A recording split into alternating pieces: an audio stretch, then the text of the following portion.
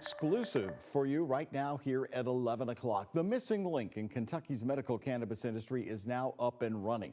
We're talking about cannabis processors. They turn the raw material right into the products. We have an exclusive first look at the first center to open. It's in northern Kentucky, here in Dayton, Kentucky, 15 minutes away from Cincinnati. WHS 11's Alexandra Goldberg and photojournalist Levi Hammer got an inside look at the lab today.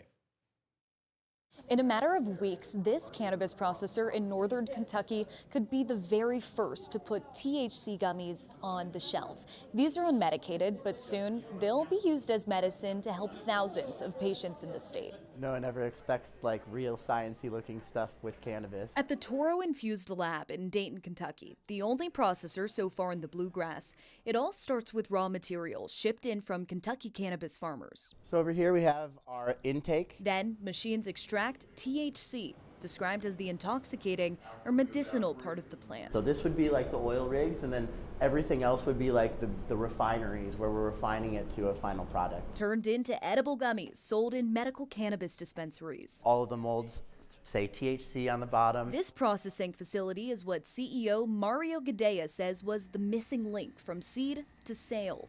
And they're the first in the state to get up and running. We intend to be able to fill the shelves and keep the shelves full. Right now, only 2 dispensaries in the state are selling products to patients.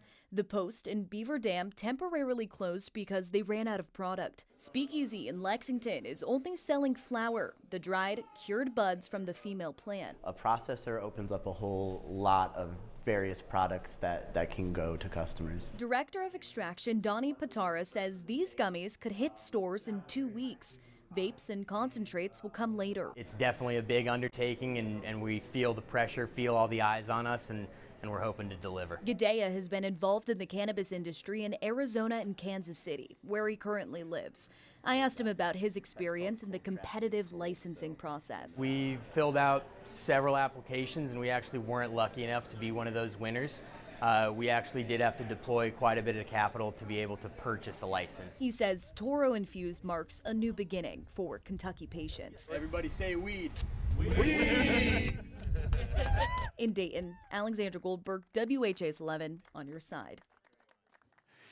Now, I have to say that's the most unusual ribbon cutting I've ever seen around here in all these years. The CEO says he's hopeful that another batch of business licenses are going to be made available, saying specifically for cultivators who grow the raw material.